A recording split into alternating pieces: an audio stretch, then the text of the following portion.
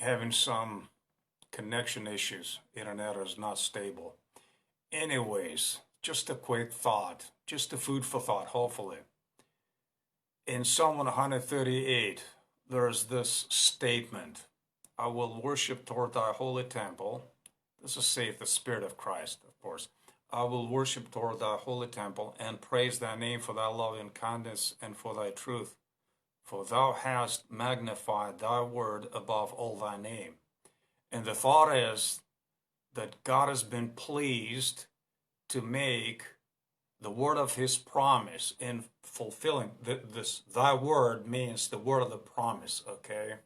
So the execution of his covenant promise, the seed of the woman, the seed of Abraham, the seed of David, okay, this promise of redemption in saving his Christ, delivering his soul from hell and not letting his Holy One see corruption.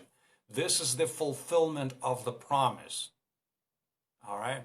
So, for thou hast magnified thy word above all thy name, I take this to mean that God, the triune God whom we worship, is better known through his deeds as they're displayed, manifested in the redemptive history, as we have them in Scripture.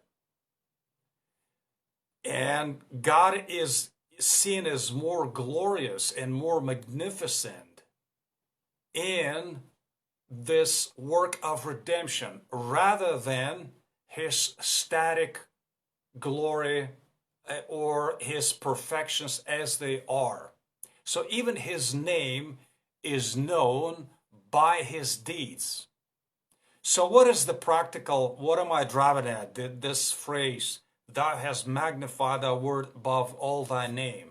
What is the practical implication? Is that, well, here's the point I'm trying to make. Historically, all of the debates concerning high Christology and the natures, how they coexist and do not mix in, do not blend into each other, but remain distinct and are to be acknowledged as so in all the careful delineations of the first 4 or 5 centuries of the church in producing those formulations and creeds against all sorts of Christological heresies. But it's interesting, if you study church history, that those decisions and the synodical deliverances and whatnot, all of those ecumenical councils of that period have not kept the church from falling into deep heresies, the Mariolatry and whatnot, and all of this works-oriented religion of both branches, okay? Even before there was this division between the Latin and the Eastern Church.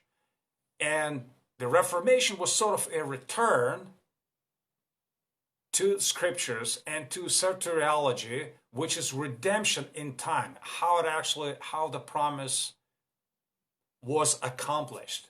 And through it, we sort of restore the better understanding of who God is.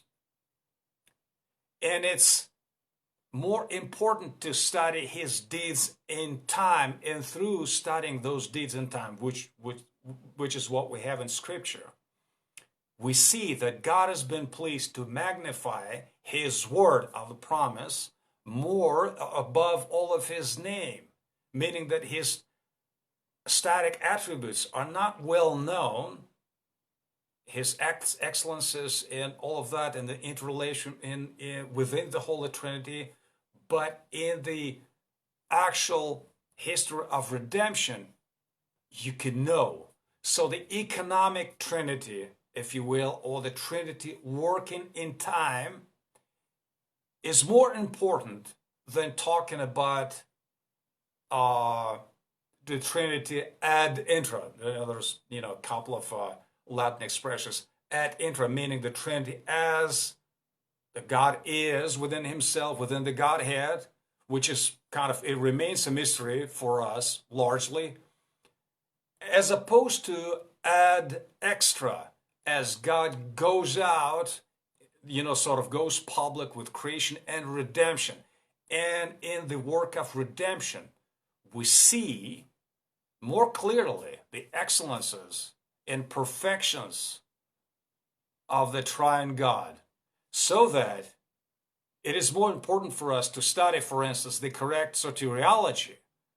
And if you have that, so-called 5 points of Calvinism, you have the Trinitarian theology in place.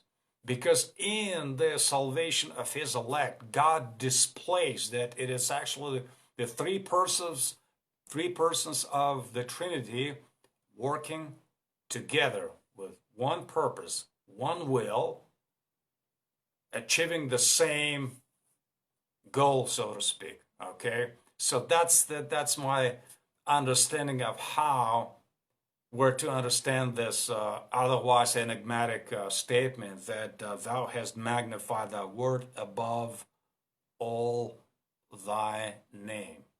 All right, may God bless you all.